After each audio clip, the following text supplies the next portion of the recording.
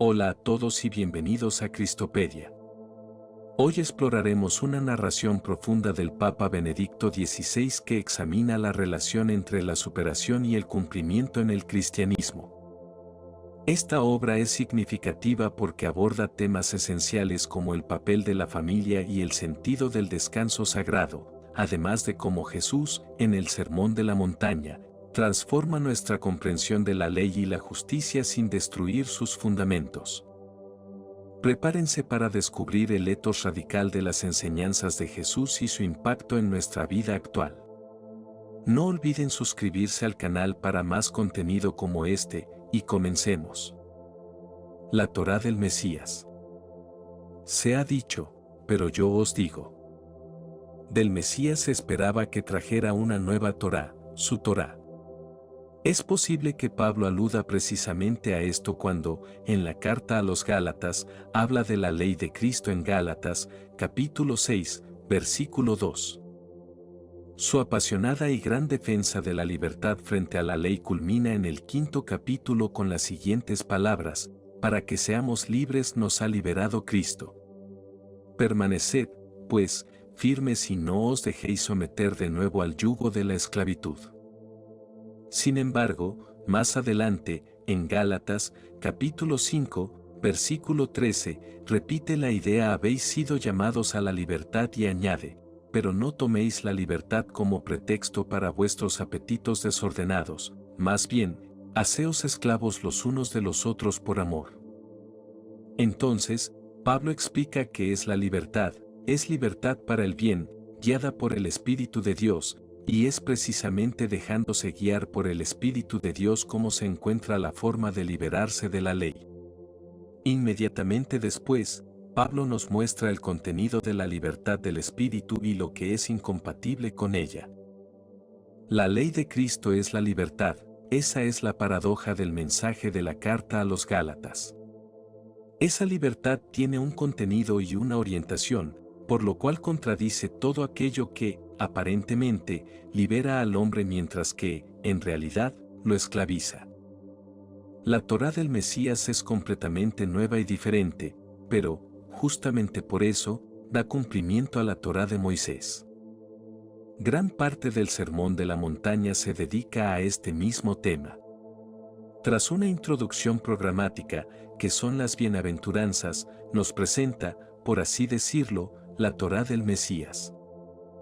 Si tenemos en cuenta los destinatarios y los propósitos, hay una analogía con la carta a los Gálatas. Pablo escribe a judeocristianos que comenzaron a dudar de si deberían seguir observando toda la Torá tal como se había comprendido hasta entonces. Esta incertidumbre se refería, principalmente, a la circuncisión, los preceptos sobre los alimentos, y todo lo relacionado con la purificación y la observancia del sábado. Pablo ve esto como un retroceso respecto a la novedad mesiánica, ya que perderían lo esencial del cambio que se había producido: la universalización del pueblo de Dios. De este modo, Israel puede ahora incluir a todos los pueblos del mundo, y el Dios de Israel se revela como el Dios de todos, cumpliendo las promesas al manifestarse como el único Dios.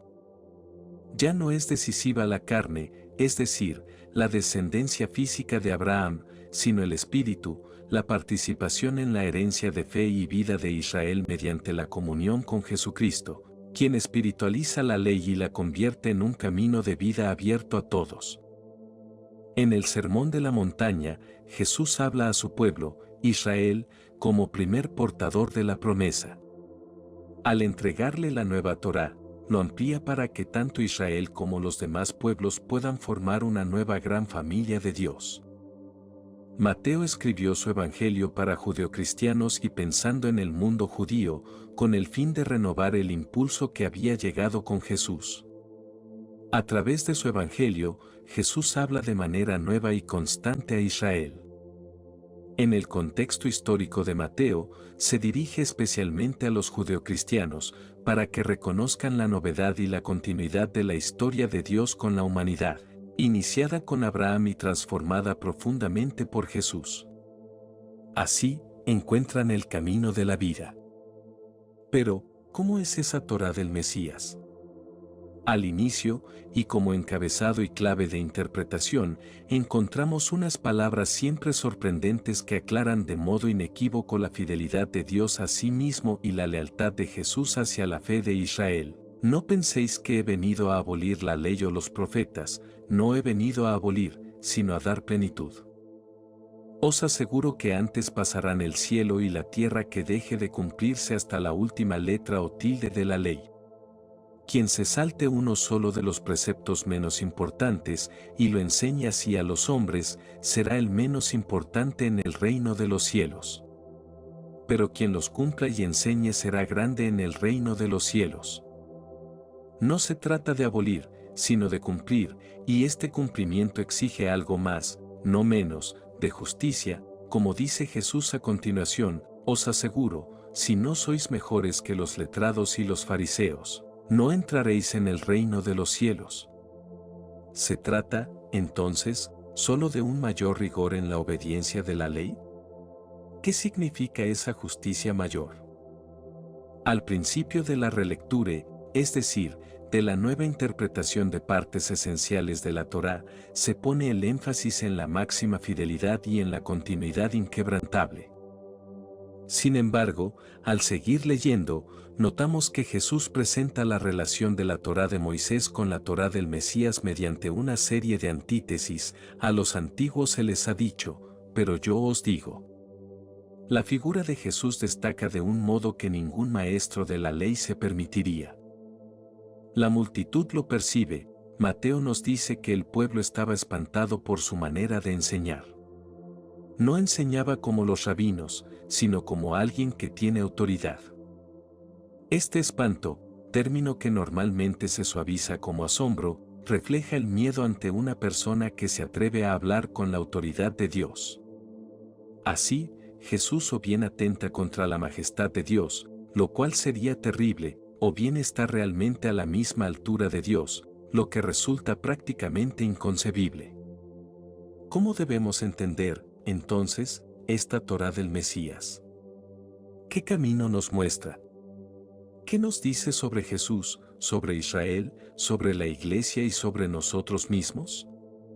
En la búsqueda de una respuesta a estas preguntas, el libro del erudito judío Jacob Neusner, titulado Rabbi Talks with Jesus, un rabino habla con Jesús, ha sido de gran ayuda. Neusner, judío observante y rabino, creció siendo amigo de cristianos católicos y evangélicos, enseña junto a teólogos cristianos en la universidad y siente un profundo respeto por la fe de sus colegas cristianos, aunque mantiene su firme convicción en la validez de la interpretación judía de las Escrituras. Su profundo respeto hacia la fe cristiana y su fidelidad al judaísmo lo han llevado a buscar el diálogo con Jesús. En este libro, el autor se coloca entre el grupo de discípulos en el monte de Galilea, escucha a Jesús y compara sus palabras con las del Antiguo Testamento y con las tradiciones rabínicas, como las contenidas en la Misná y el Talmud. Ve en estas obras la presencia de tradiciones orales que se remontan a los comienzos de Israel, dándole la clave para interpretar la Torá. Escucha, compara y habla directamente con Jesús. Se siente emocionado por la grandeza y pureza de sus palabras, pero también inquieto ante la incompatibilidad que, en definitiva, encuentra en el núcleo del Sermón de la Montaña. Luego, acompaña a Jesús en su camino hacia Jerusalén y se da cuenta de que este tema vuelve a aparecer en sus palabras y que, poco a poco, va desarrollándolo. Continuamente trata de comprender, siempre conmovido por la grandeza de Jesús, y vuelve una y otra vez a dialogar con él. Pero al final decide no seguirle y permanece fiel a lo que él llama el Israel eterno. El diálogo del rabino con Jesús muestra cómo la fe en la palabra de Dios, presente en las Sagradas Escrituras, es relevante en todo momento. A través de la Escritura, el rabino puede adentrarse en el presente de Jesús y desde la Escritura, Jesús llega a nuestro presente. Este diálogo se produce con gran sinceridad y muestra la dureza de las diferencias, pero también se desarrolla en un clima de profundo amor. El rabino acepta que el mensaje de Jesús es diferente y se despide con una separación sin odio, y a pesar de todo el rigor de la verdad, se mantiene la fuerza conciliadora del amor. Intentemos retomar lo esencial de esta conversación para comprender mejor a Jesús y para entender más profundamente a nuestros hermanos judíos. El punto central de esta reflexión se muestra claramente, a mi parecer, en una de las escenas más impactantes que Neusner imagina en su libro. En su diálogo interior, Neusner había seguido a Jesús durante todo el día. Al final, se retira a orar y a estudiar la Torá con los judíos de una pequeña ciudad, para luego comentar lo escuchado con el rabino local, siempre con la idea de una contemporaneidad a través de los siglos. El rabino menciona una cita del Talmud babilónico. El rabino Simlaj expuso: 613 prescripciones fueron dadas a Moisés. 365 prohibiciones corresponden a los días del año solar y 248 preceptos corresponden a las partes del cuerpo humano. Luego vino David y los redujo a 11. Después vino Isaías y los redujo a 6. Más tarde Isaías los redujo a 2. Finalmente, vino Habacuc y los redujo a uno solo, pues dice: el justo vivirá por su fe. A continuación, en el libro de Neusner, se da esta conversación: ¿es esto todo lo que ha dicho el sabio Jesús?, pregunta el maestro. Yo respondo: no exactamente, pero en esencia, sí. Él, ¿qué ha dejado fuera? Yo, nada. Él, ¿qué ha añadido? Yo, a sí mismo. Este es el núcleo del espanto que el judío observante Neusner siente ante el mensaje de Jesús y la razón central por la que no desea seguirlo, permaneciendo fiel al Israel eterno, la centralidad del yo de Jesús en su mensaje, que da una nueva orientación a todo. Neusner, como prueba de esta añadidura, cita aquí las palabras de Jesús al joven rico: si quieres ser perfecto, ve, vende lo que tienes y sígueme. La perfección, el ser santo como Dios lo es, exigido por la Torá, consiste ahora en seguir a Jesús. Neusner, con gran respeto y temor, se limita a tratar esta misteriosa equiparación de Jesús con Dios como se refleja en las palabras del Sermón de la Montaña, pero sus análisis muestran que este es el punto en el que el mensaje de Jesús se diferencia fundamentalmente de la fe del Israel eterno. Lo hace a partir de 3 preceptos esenciales, examinando el comportamiento de Jesús respecto a ellos. El cuarto mandamiento, el amor a los padres. El tercer mandamiento, la observancia del sábado. Y, por último, el precepto de ser santo del que ya hemos hablado. Llega así a la conclusión, para el inquietante, de que evidentemente Jesús no quiere que se sigan estos 3 preceptos fundamentales de Dios, sino que se le siga a Él. La disputa sobre el sábado. Sigamos el diálogo de Neusner, el judío creyente, con Jesús y comencemos con él. Sábado, cuya observancia escrupulosa es para Israel la expresión central de su existencia como vida en la alianza con Dios. Incluso quien lee los evangelios superficialmente sabe que el debate sobre lo que es o no propio del sábado está en el centro del contraste de Jesús con el pueblo de Israel de su tiempo. La interpretación habitual dice que Jesús acabó con una práctica legalista restrictiva, introduciendo en su lugar una visión más generosa y liberal que abría las puertas a una forma de actuar razonable, adaptada a cada situación. Como prueba se utiliza la frase: el sábado ha sido hecho para el hombre, y no el hombre para el sábado, y que muestra una visión antropocéntrica de toda la realidad, de la cual resultaría obvia una interpretación liberal de los mandamientos. Así, precisamente, del conflicto en torno al sábado, se ha sacado la imagen del Jesús liberal. Su crítica Al judaísmo de su tiempo sería la crítica del hombre de sentimientos liberales y razonables a un legalismo anquilosado, en el fondo hipócrita, que degradaba la religión a un sistema servil de preceptos a fin de cuentas poco razonables, que serían un impedimento para el desarrollo de la actuación del hombre y de su libertad. Es obvio que una concepción semejante no podía generar una imagen muy atrayente del judaísmo. Sin embargo, la crítica moderna, a partir de la Reforma, ha visto representado en el catolicismo este elemento judío, así concebido.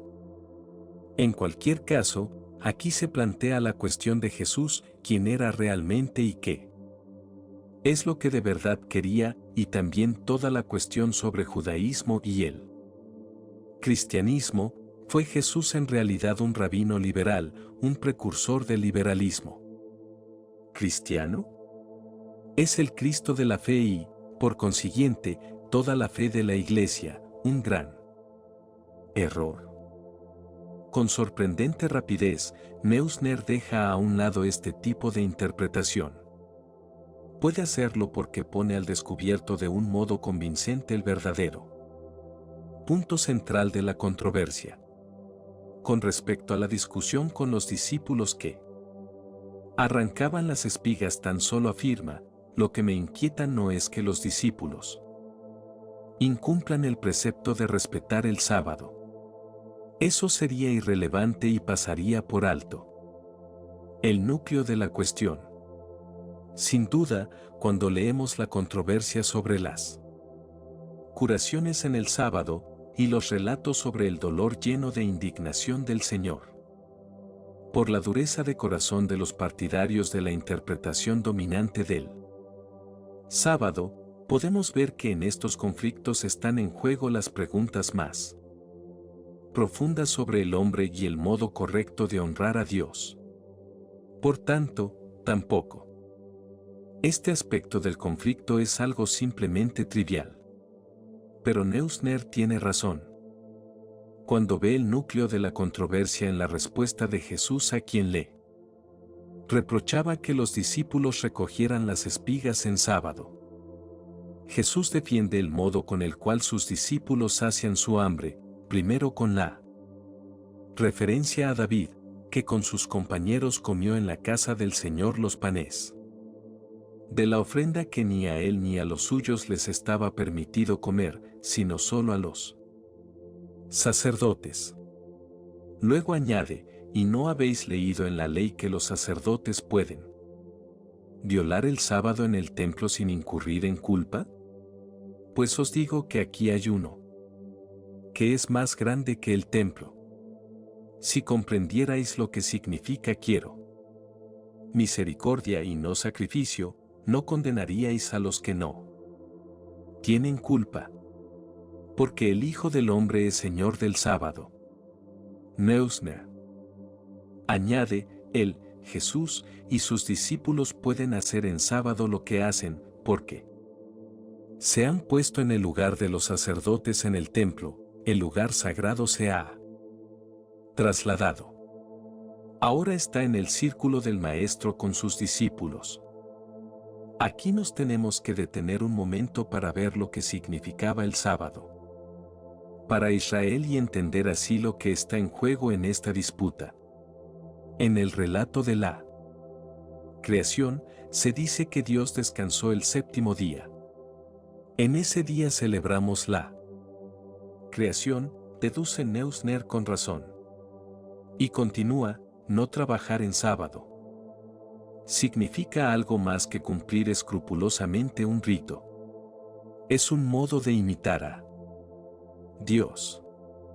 Por tanto, del sábado forma parte no solo el aspecto negativo de no realizar actividades externas, sino también lo positivo del descanso, que implica además una dimensión espacial. Para respetar el sábado hay que quedarse en casa.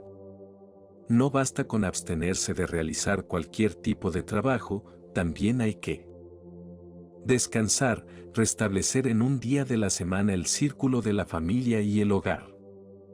Cada uno en su casa y en su sitio.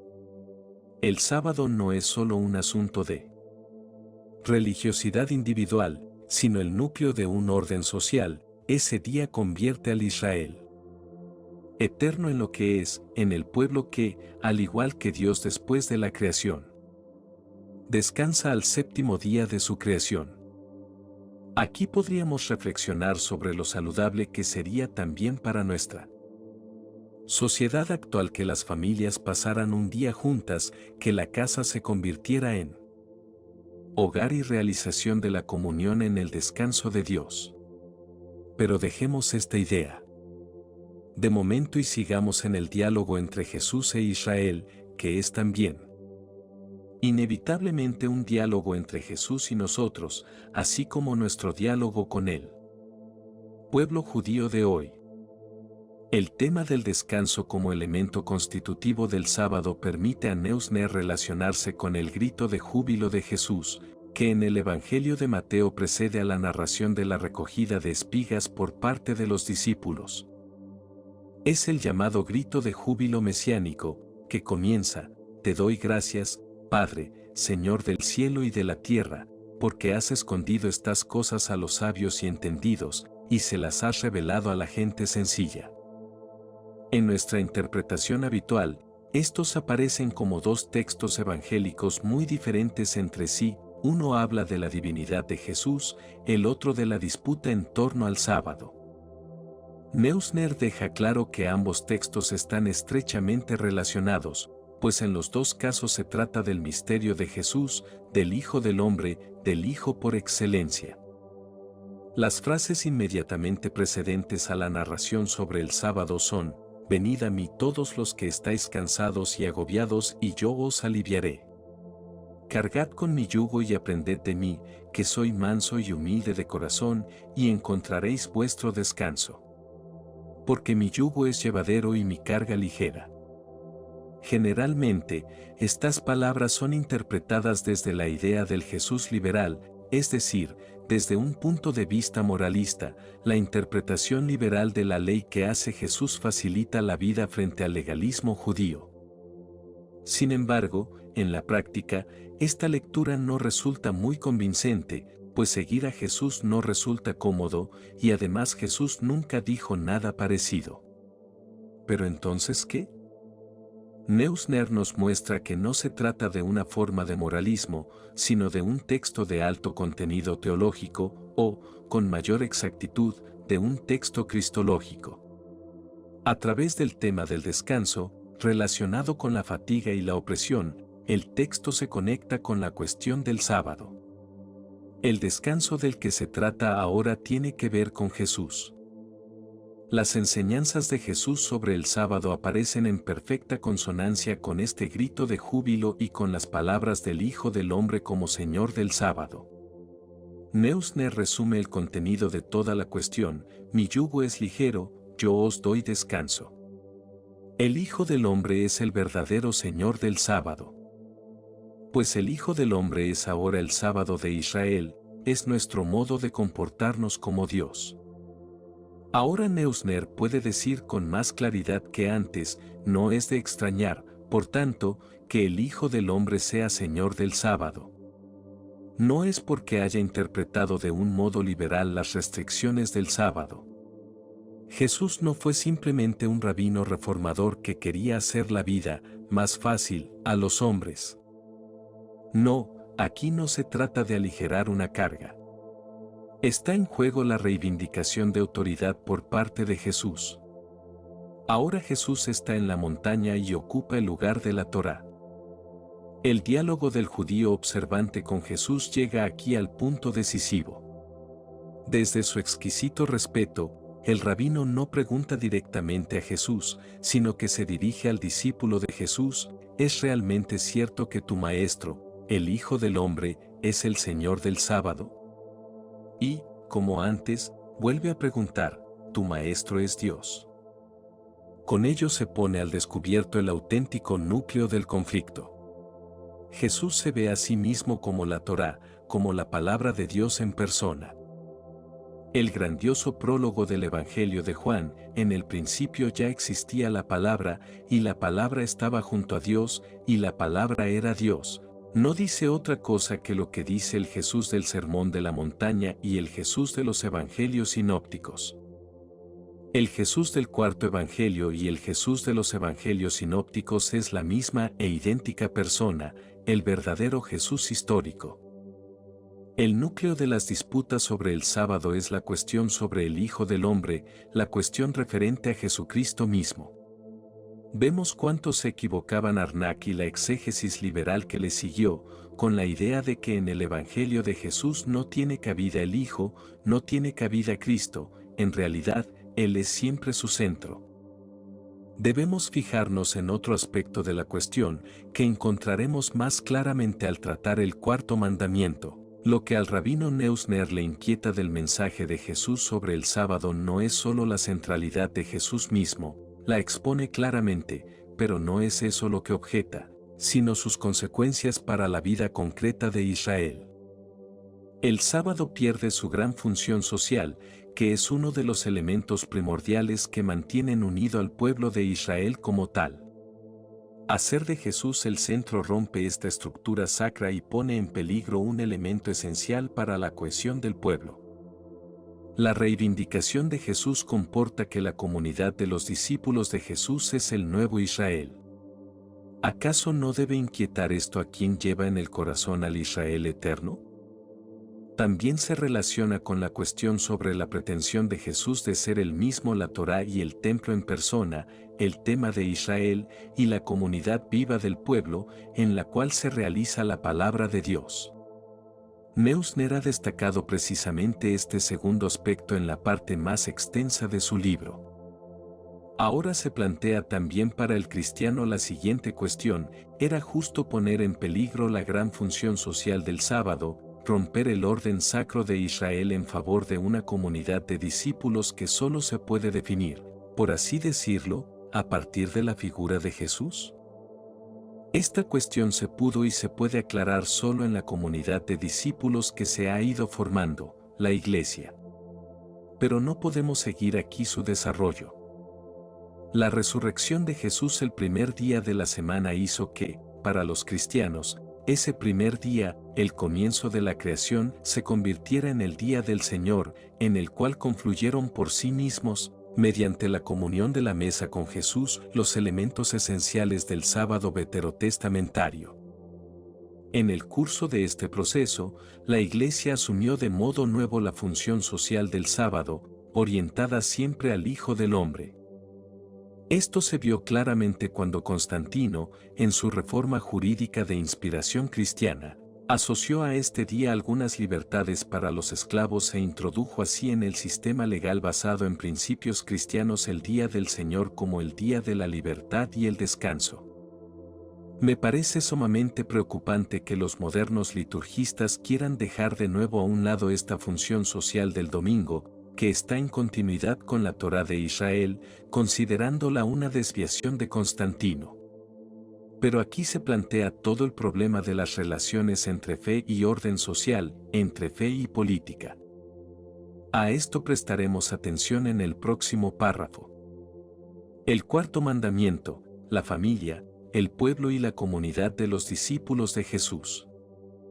Honra a tu padre y a tu madre, así se prolongarán tus días en la tierra, que el Señor, tu Dios, te va a dar. Así reza el cuarto mandamiento en la versión del libro del Éxodo. Este precepto, dirigido a los hijos y referido a los padres, refuerza la relación entre generaciones y la comunión familiar como un orden querido y protegido por Dios. Habla también del país y de la continuidad de la vida en él, estableciendo así una relación entre el espacio vital del pueblo y el orden familiar, y vinculando la existencia de pueblo y país a la comunión generacional que surge en la estructura familiar.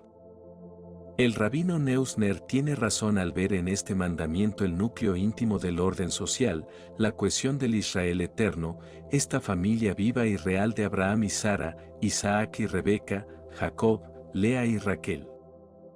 Precisamente esta familia de Israel es la que Neusner percibe amenazada por el mensaje de Jesús, considerando que la primacía de su persona implica dejar de lado los fundamentos del orden social. Rezamos al Dios que conocemos ante todo a través del testimonio de nuestra familia, al Dios de Abraham y Sara, de Isaac y Rebeca, de Jacob, de Lea y de Raquel. Para explicar quiénes somos, el Israel eterno, los sabios recurren a la metáfora de la genealogía, a los lazos de la carne, a la familia como fundamento lógico de la existencia social de Israel. Jesús cuestiona esta relación. Cuando le dicen que su madre y sus hermanos están fuera y quieren hablarle, él responde, ¿quién es mi madre y quiénes son mis hermanos?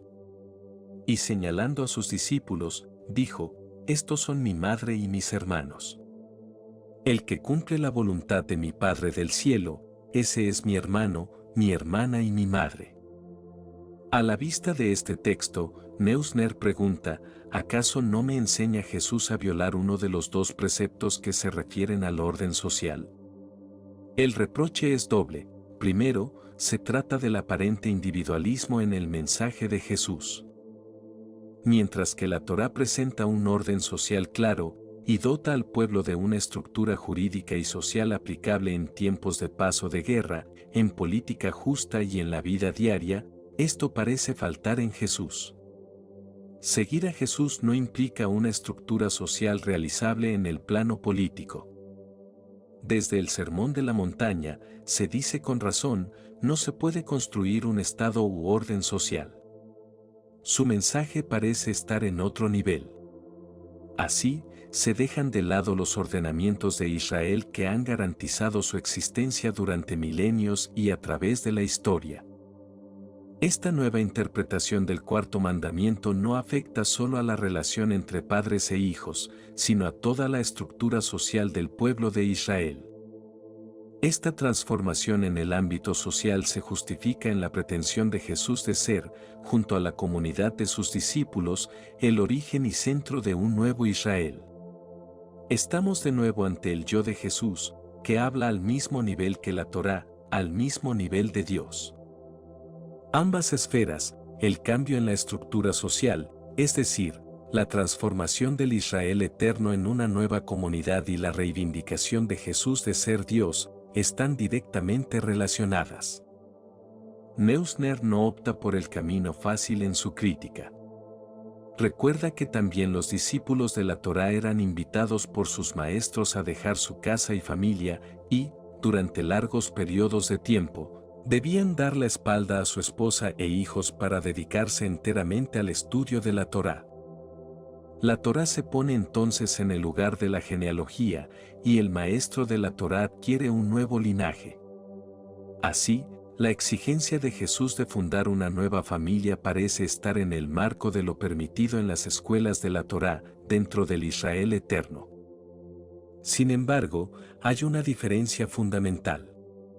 En el caso de Jesús, no es la adhesión a la Torá lo que, uniendo a todos, forma una nueva familia, sino la adhesión a Jesús mismo, a su Torá. En el caso de los rabinos, todos quedan vinculados por las mismas relaciones a un orden social duradero, mediante la sumisión a la Torá, todos permanecen en la igualdad de todo Israel. Neusner concluye finalmente, ahora me doy cuenta de que lo que Jesús me exige, solo me lo puede pedir Dios. Aquí surge el mismo resultado al que llegamos antes al analizar el precepto del sábado. El tema cristológico, teológico y el social están indisolublemente unidos. Si Jesús es Dios, tiene el poder y el título para tratar la Torá de este modo. Solo en este caso puede reinterpretar el ordenamiento mosaico de los mandamientos de Dios tan radicalmente como solo Dios mismo, el legislador, puede hacerlo. Pero entonces se plantea la pregunta, ¿fue bueno y justo crear una nueva comunidad de discípulos fundada completamente en Él? ¿Era justo dejar de lado el orden social del Israel eterno, que desde Abraham, Isaac y Jacob se basa en los lazos de sangre y existe gracias a ellos, declarándolo, como dirá Pablo, el Israel según la carne? ¿Qué sentido puede tener esto? Al leer la Torá junto con todo el canon del Antiguo Testamento, los profetas, los salmos y los libros sapienciales, resulta evidente algo que ya se anticipa en la Torá. Israel no existe simplemente para sí mismo ni para vivir solo en las disposiciones eternas de la ley, existe para ser luz de los pueblos. En los salmos y los libros proféticos se escucha cada vez con mayor claridad la promesa de que la salvación de Dios alcanzará a todos los pueblos. El Dios de Israel, el único y verdadero, Creador del cielo y la tierra, y Dios de todos los pueblos y hombres, no quiere abandonarlos a su suerte. La Escritura anticipa que todos los pueblos lo reconocerán, incluso Egipto y Babilonia, las dos potencias mundiales contrarias a Israel, tenderán la mano a Israel y adorarán juntos al único Dios. Caerán las fronteras, y el Dios de Israel será reconocido y adorado por todos los pueblos. Desde la perspectiva judía, se ha preguntado con frecuencia, ¿qué ha traído Jesús, vuestro Mesías? No ha traído la paz universal ni ha erradicado la miseria. Entonces, ¿cómo podría ser el verdadero Mesías? Esta es la cuestión, y conocemos la respuesta. Jesús ha llevado el Dios de Israel a los pueblos, de manera que ahora todos lo invocan y reconocen en las Escrituras de Israel la palabra de Dios vivo. Jesús ha traído la universalidad, que es la gran promesa para Israel y para el mundo, la fe en el único Dios de Abraham, Isaac y Jacob, acogida en la nueva familia de Jesús que, superando los lazos carnales de la descendencia, se extiende a todos los pueblos. Este es el fruto de la obra de Jesús. Esto lo acredita como el Mesías y da a la promesa mesiánica una nueva explicación, que se fundamenta en Moisés y los profetas, pero que también los abre a una dimensión completamente nueva. El vehículo de esta universalización es la nueva familia, cuya única condición previa es la comunión con Jesús y la voluntad de Dios. El yo de Jesús no es un egoísmo caprichoso, es el yo que representa la comunión de voluntad del Hijo con el Padre, un yo que escucha y obedece. La comunión con Él es comunión filial con el Padre, y así se establece el cumplimiento del cuarto mandamiento en una nueva base y a un nivel superior. Es unirse a la familia de quienes llaman Padre a Dios y pueden hacerlo en comunión con Jesús, escuchando a Jesús y uniendo su voluntad a la del Padre. Esta unión con la voluntad de Dios Padre mediante Jesús, cuyo alimento es hacer la voluntad del Padre, abre una nueva perspectiva sobre cada una de las disposiciones de la Torá. La Torá pretendía dar a Israel un ordenamiento jurídico y social concreto, un pueblo definido, íntimamente unido por la genealogía y la sucesión generacional. Pero este pueblo es también, desde el principio, portador de una promesa universal. En la nueva familia de Jesús, a la que más tarde se llamará Iglesia, estas disposiciones sociales y jurídicas concretas no pueden tener una aplicación literal y universal. Fue esta cuestión la que surgió al principio en la Iglesia de los Gentiles y el objeto de la disputa entre Pablo y los llamados judaizantes. Aplicar literalmente el orden social de Israel a todos los pueblos significaría negar la universalidad de la comunidad de Dios en expansión. Pablo lo comprendió con claridad. Esa no podía ser la Torá del Mesías. Y no lo es, como demuestran el Sermón de la Montaña y el diálogo con Neusner, quien escucha a Jesús con verdadera atención. Aquí ocurre un proceso importante, plenamente comprendido solo en la modernidad, aunque a veces de forma unilateral. Las formas jurídicas y sociales, los ordenamientos políticos, ya no se fijan como un derecho sagrado para todos los tiempos y pueblos. Lo esencial es la comunión de voluntad con Dios, dada a través de Jesús. A partir de ella, los hombres y pueblos tienen libertad para discernir lo justo y lo bueno en los ordenamientos políticos y sociales. La aparente falta de dimensión social en la predicación de Jesús, crítica comprensible desde el punto de vista judío, como señala Neusner, contiene, sin embargo, un proceso histórico único. Los ordenamientos políticos y sociales se liberan de la sacralidad inmediata y se confían a la libertad del hombre, que, enraizado en la voluntad del Padre, puede aprender a discernir lo justo a partir de la comunión con Jesús.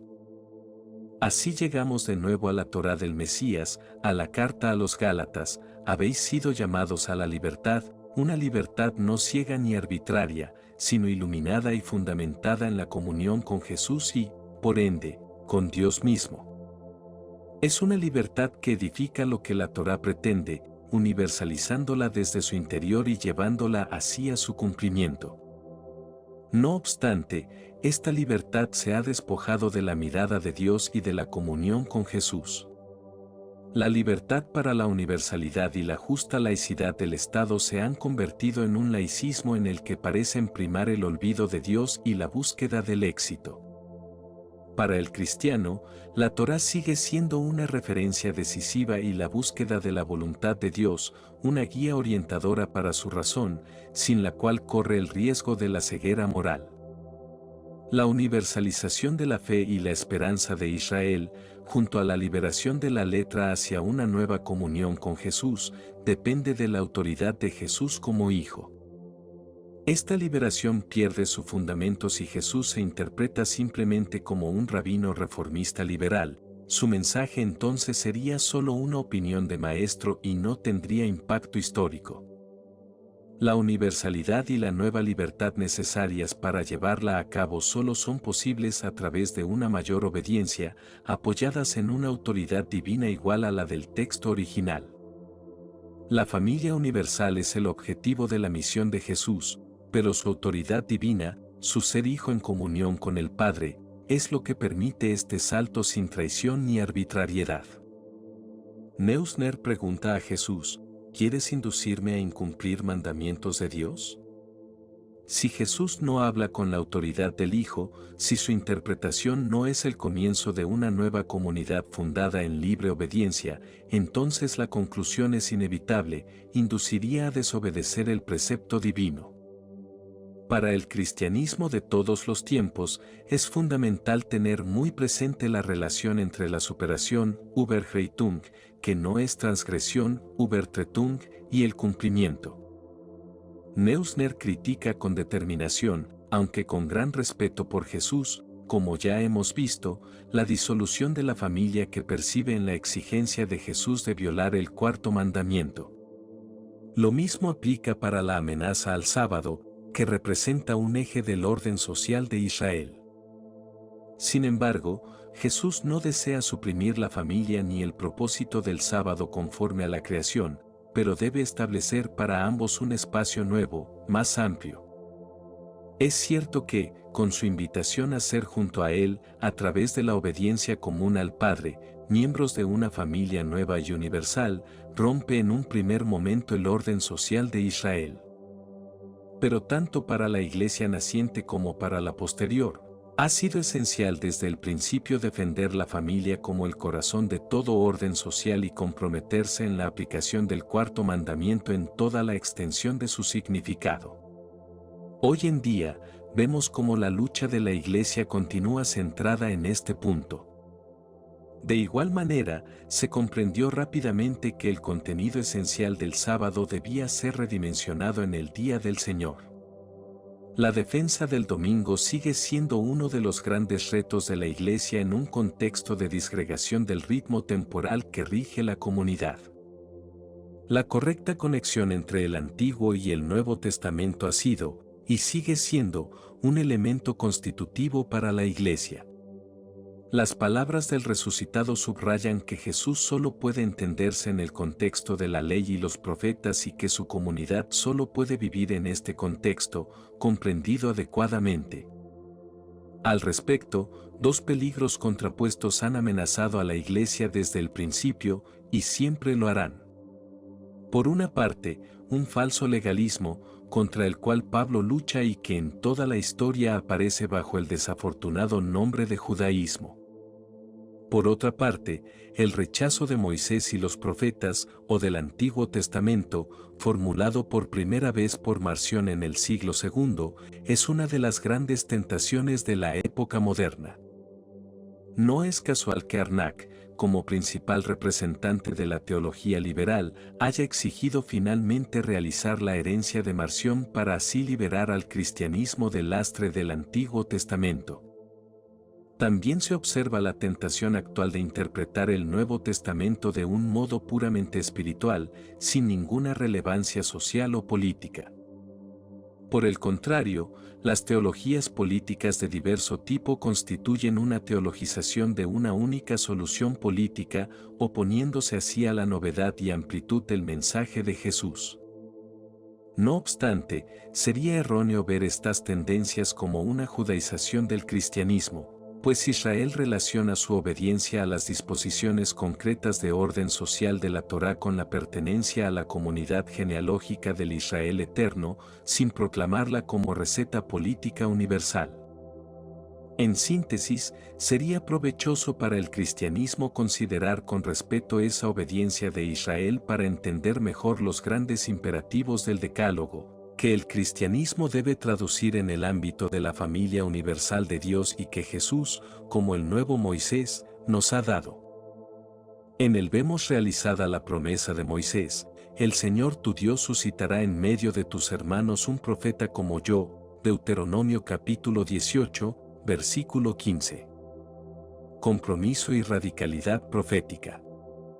Al participar con nuestras reflexiones y argumentaciones en el diálogo del rabino judío con Jesús, hemos ido más allá del sermón de la montaña, acompañando a Jesús en su camino hacia Jerusalén.